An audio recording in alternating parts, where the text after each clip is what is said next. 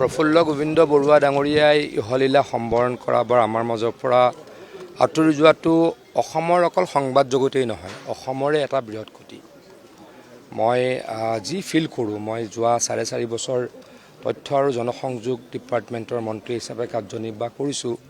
প্ৰথম মন্ত্ৰী হোৱাৰ সময়তে মই তেখেতৰ আশীৰ্বাদ ল'বলৈ আহিছিলোঁ আৰু মই তেখেতৰ প্ৰতিষ্ঠানৰ সাংবাদিকসকলৰ লগতো সঘন যোগাযোগত থাকোঁ, তেখেতলোকৰ লগতো অলপ যোগাযোগত আছিলোঁ বা অসমৰ সংবাদ জগতৰ লগত মই অলপ পৰিচিত, আগৰ পৰাও বা বৰ্তমানৰ কামৰ কাৰণেও পৰিচিত। মালিক গোষ্ঠীৰ লগতো মই মোৰ চিনা জনা আছে।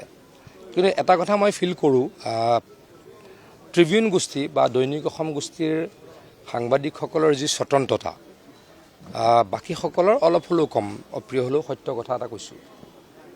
মানে মালিকে নিজৰ যি গুৰুত্ব, সেই গুৰুত্ব হয়তো কমাই দিছিলে, নিজৰ গুৰুত্ব নিজে কমাই দিছিল আৰু কাৰ ওপৰত গুৰুত্ব বঢ়াই দিছিল, সংবাদসেৱীসকলৰ ওপৰত আৰু সংবাদ মাধ্যমটোৰ লগত জড়িত ব্যক্তিসকলৰ ওপৰত।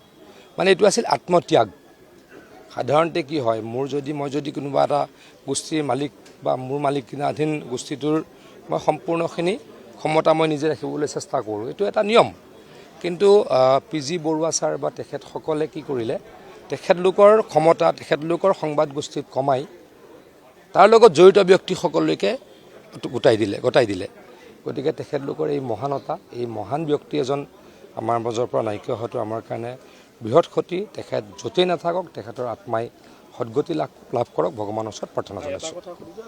মৰ্যাদা তেখেতক আচলতে যিখিনি কৰণীয় তেওঁ কৰি গ'ল, সেইখিনিৰ বাবে আচলতে কেনেধৰণে এই বিষয়ে এই মুহূৰ্তত মাত্ৰ তেখেতৰ অন্ত্যেষ্টিক্ৰিয়াৰ কাৰ্যসূচী চলি আছে, সম্পূৰ্ণ হোৱা নাই। গতিকে নিশ্চয়কৈ এই বিষয়ে আমি কিবা থাকিলে চিন্তা চৰ্চা কৰিম।